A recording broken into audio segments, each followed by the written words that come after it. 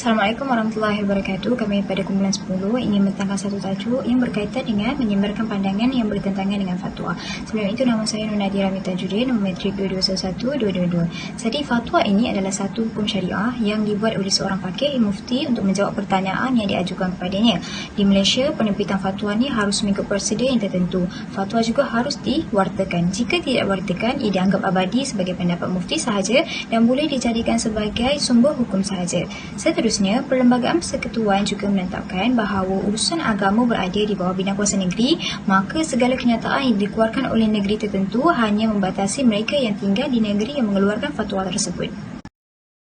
Namun terdapat beberapa pandangan yang mana ianya adalah bertentangan dengan fatwa. Seperti yang pertama, isu iaitu pandangan mengenai keharusan rokok dan hukumnya.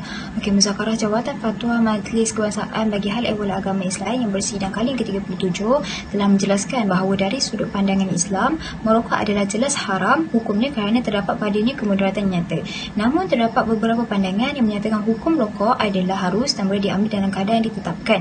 Ulama yang memfatwakan harus atau melihat secara tafsil yang terperinci mengenai isu rokok ini, salah seorangnya ialah Syekh Abdul Ghani An-Nablusi. Antara argumen mereka adalah asal sesuatu perkara adalah tidak berbahaya dan halal berdasarkan beberapa dalil. Namun argumen kumpulan ini sangatlah lemah kerana pandangan mereka didasarkan tanpa informasi yang kuat mengenai keburukan dari skop perubatan pada zaman tersebut.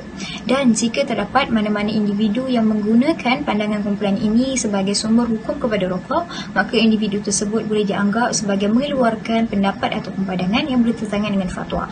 Dan ini adalah berdasarkan Seksyen 13 Enactment Jenayah Syariah Selangor 1955, iaitu jika disabit kesalahan boleh dikenakan hukuman denda tidak melebihi RM3,000 atau dipenjara selama tempoh tidak melebihi 2 tahun atau keduanya sekali.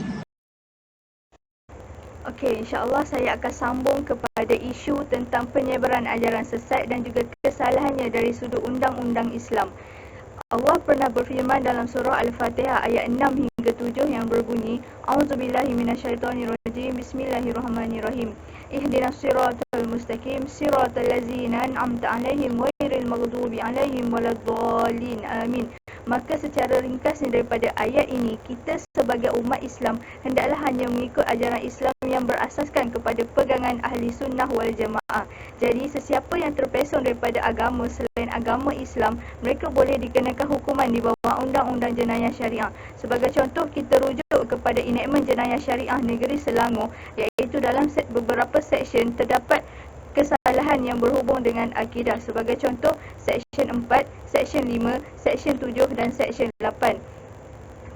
Seksyen 4 menyatakan tentang pemujaan salah. Hukuman yang akan dikenakan bagi seksyen-seksyen tersebut adalah denda, paling tidak pun tidak lebih RM3,000, penjara tak lebih 2 tahun ataupun kedua-duanya sekali. Selain itu, ada juga kesalahan dari segi memberi pendapat yang bertentangan dengan fatwa, dikenakan di bawah Seksyen 13. Jadi untuk solusi bagi mengatasi isu penyebaran ajaran sesat ini, kita perlu mewartakan fatwa-fatwa yang melarang dan mengharamkan kegiatan ajaran sesat. Kemudian, peranan pihak berkuasa juga sangat penting, iaitu perlu melakukan pemantauan bagi setiap gerakan ataupun kegiatan yang mencurigakan. So, secara ringkasnya, saya rumuskan isu ni sangat penting kerana benda ni melibatkan perihal keimanan dan akidah seseorang. Jadi, memang perlu ada peranan daripada semua pihak. Sebagaimana yang dituntut dalam Islam, kita guna konsep amar ma'ruf nahi munkar. Okey, sekian, terima kasih. Saya akan meneruskan dengan isu ketiga, iaitu suntikan vaksin memudaratkan nyawa. Vaksin ini adalah berperanan dalam merangsang sistem imun badan untuk membentuk imun terhadap jangkitan penyakit tertentu. Okey, vaksin ini dia dah wujud sejak tahun 70-an lagi. Dan dia telah diciptakan oleh Edward Jenner, mencipta vaksin yang pertama. Okey, tapi sekarang ni vaksin ni merupakan satu ubatan yang boleh mencegah daripada terjangkitnya sesuatu penyakit. Oleh kerana itu, mufti-mufti juga telah berbincang untuk mengeluarkan hukum mengambil vaksin ini. Selain itu, kandungan kandungan dalam vaksin juga menjadi salah satu penentuan hukum itu dikeluarkan. Oleh itu, mufti-mufti dia telah mengeluarkan fatwa bahawa vaksin adalah harus dan wajib untuk diambil untuk melindungi nyawa. Seperti contoh vaksin COVID-19 yang mana penyakit itu mudah merebak dan boleh menjangkiti orang lain dengan cepat. Oleh itu, hukum mengambil vaksin COVID-19 adalah harus dan wajib atas sebab melindungi nyawa. Okey, golongan yang menentang vaksin dikenali sebagai anti-vaksin atau pro-choice telah menyebarkan ideologi yang salah tentang vaksin. Ideologi dan penyebaran berita palsu berkenaan vaksin boleh meningkatkan lagi ancaman terhadap nyawa, iaitu virus mudah tersebar kepada orang yang tidak divaksin. Oleh itu, jika golongan-golongan ini membuat dan menyebarkan berita palsu tentang vaksin, mereka boleh dikenakan hukuman di bawah Seksyen 13 iaitu enakmen jenayah syariah Selangor 1995 yang digunakan untuk disabitkan salah dalam menyebarkan berita palsu. Itu sahaja dari saya. Terima kasih. Assalamualaikum warahmatullahi wabarakatuh. Saya Anissa binti Idris dan nombor matrik 2211217. Baiklah, sekarang saya akan meneruskan perbincangan bagi isu yang terakhir, iaitu isu pelaburan forex. Apakah yang dimaksudkan dengan forex? Forex adalah satu pelaburan yang memperdagangkan mata wang asing antarabangsa. Hadis yang telah diriwayatkan oleh Usamah bin Zaid menyatakan bahawa la riba illa fi nasi'ah, yang bermaksud tidak akan terjadinya riba melainkan terdapat unsur penangguhan pembayaran. Sekiranya terdapat penangguhan pembayaran dalam isu jual beli, situasi tersebut akan membawa kepada hukum haram. Terdapat segelintir masyarakat dan golongan yang mempercayai bahawa pelaburan forex ini adalah diharuskan dan dibolehkan dari segi perspektif syariah undang-undang. Dan ada juga yang berpendapat mereka tidak bersetuju dengan fatwa yang telah dikeluarkan oleh para agamawan dan mereka menyatakan fatwa-fatwa tersebut adalah sampah. Subhanallah.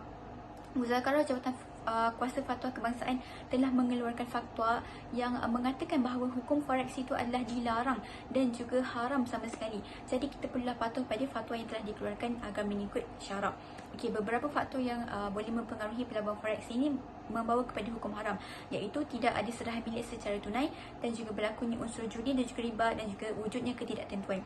Okey, berikut adalah kesan dan juga penambahbaikan yang boleh kita sarankan untuk mengelakkan pelaburan forex ini berlaku secara meluas dalam masyarakat kita, iaitu kesan yang pertama ialah memperjudikan mata wang dan juga masa hadapan kita. Jadi para agamawan dan juga pihak-pihak yang berkenaan perlulah menyalurkan informasi dan fakta-fakta yang benar melalui platform media sosial agar mereka faham apa itu hukum forex yang sebenar.